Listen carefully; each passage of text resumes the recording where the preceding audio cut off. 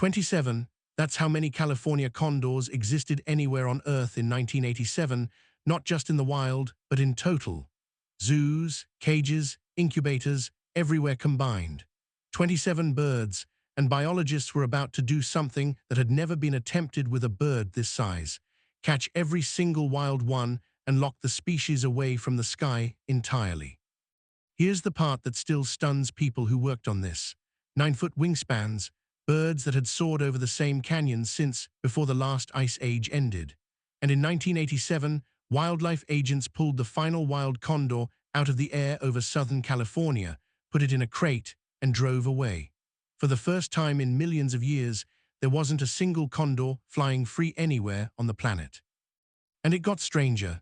Inside captivity, something happened that no one had a plan for, a technique so unusual that keepers ended up raising chicks with a puppet shaped like an adult condor's head, because a human face near a hatchling could ruin the entire project. It sounds almost absurd. It worked. Today there are more than 600 condors. Over 200 of them fly wild again, over country their ancestors haven't touched since before recorded history.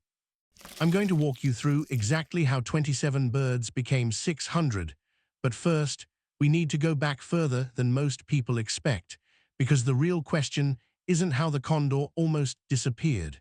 It's how a bird built to survive an ice age couldn't survive us. To understand how rare 27 birds really was, you have to see what these animals used to be. Condor bones have turned up in caves deep inside the Grand Canyon, Pleistocene remains, tens of thousands of years old. This bird flew over mammoths. It watched saber-toothed cats hunt. When the ice age ended and most of that megafauna vanished forever, the condor didn't. It adapted, scavenged, and kept flying across nearly the entire continent for thousands more years. Then came a threat it couldn't outsurvive: us. DD teeth in their eggshells so badly that nests collapsed under their own weight. Hunters shot them out of the sky, sometimes for sport.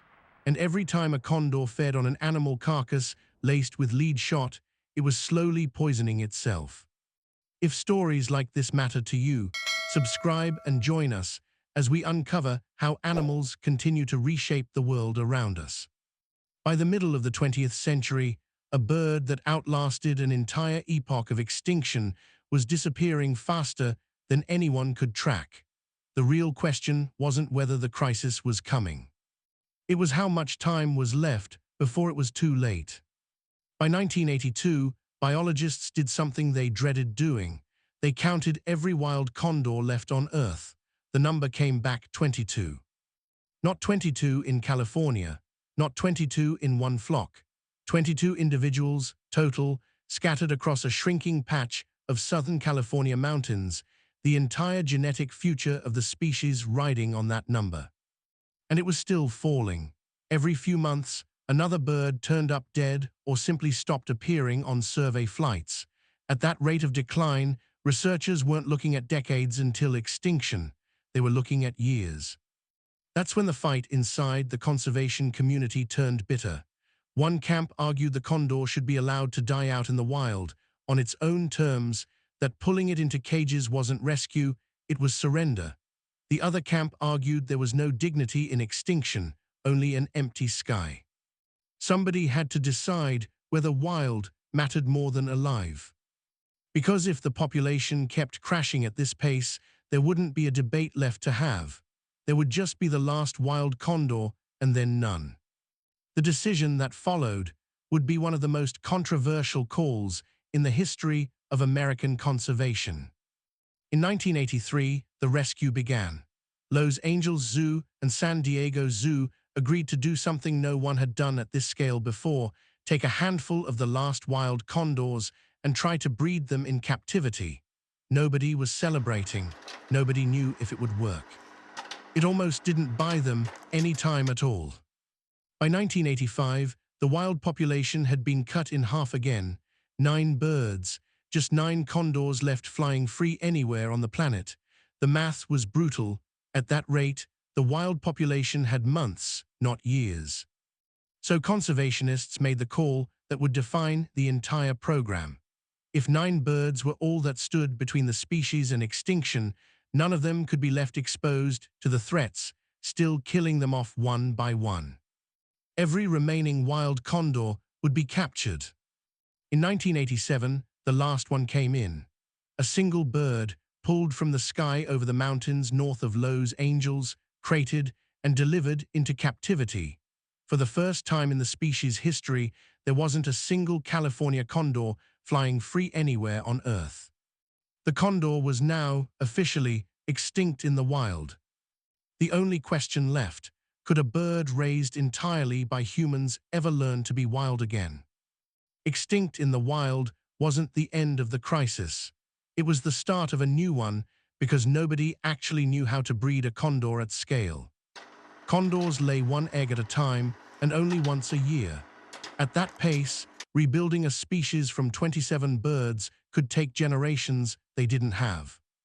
Then researchers found the loophole. If you pulled a condor's first egg away for hand-rearing, she would often lay a second. Suddenly, one bird could produce 2 chances at life in a single season. But the bigger problem was what happened after hatching. A chick raised by human hands, fed by human fingers, imprints on humans, and an imprinted condor can never be released. It won't fear people. It won't recognize its own species. It becomes, essentially, unreleasable. So keepers built a puppet, a crude, condor-headed hand puppet used to feed and handle every hatchling, so the chick never saw a human face, only the shape of its own kind. In 1988, the first captive-bred chick, an offspring named Moloko, hatched under exactly that method. It worked. The population in captivity began to climb. But a puppet can teach a chick to recognize a condor. It can't teach it how to survive as one. In 1992, it finally happened. A captive-bred California condor was released back into Los Padres National Forest, the first of its kind to fly free in California in over a decade. This wasn't an experiment in relocation. These birds were going back to ground their ancestors had occupied for tens of thousands of years, long before any human census existed to count them. The releases didn't stop at California's border. By 1996, biologists expanded the program to the cliffs and canyons of Arizona and Utah, near the Grand Canyon, the same region where those Pleistocene bones had been found in the first place. It was as close to a homecoming as conservation gets, a bird returning to caves its ancestors had roosted in before the last ice age ended. The program reached even further south, into Baja California, Mexico, re-establishing a range that spanned an entire international border. Each release site had to be chosen with extraordinary care. Power lines, lead exposure zones, human proximity all mattered. One mistake could undo years of breeding work. But watching a species reclaim its ancient sky after decades of silence raised a harder question than anyone expected. Could this recovery actually hold, or was the condor about to face a threat just as lethal as the one that erased it the first time? Here's what this story actually proves. Extinction isn't always a door that closes forever. Sometimes it's a door that stays open just long enough if someone is willing to walk through it with everything they have.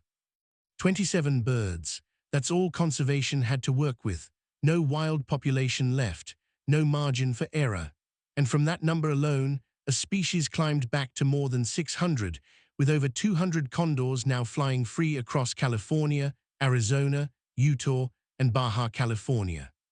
A bird declared functionally gone is now soaring over the same canyons its ancestors used before the last ice age ended. Once you see the full arc, it's hard to unsee it. A species with 0 wild members, a puppet built to save a bloodline, a population rebuilt one hand-reared chick at a time, skis that had been empty for years filled again. But the story doesn't end in triumph. Lead poisoning from spent ammunition remains the leading cause of death for wild condors today, the same slow, invisible threat that helped push them to the edge in the first place. We solved the harder problem. We haven't solved the simpler one. So the question worth sitting with isn't whether the condor made it back. It's this: how many other species are closer to recovery than we assume if we're willing to do the unglamorous, decades-long work it actually takes? If stories like this matter to you, subscribe and join us as we uncover how animals continue to reshape the world around us. Somewhere else, another species considered lost for good is quietly proving that assumption wrong, and that story is even harder to believe than this one.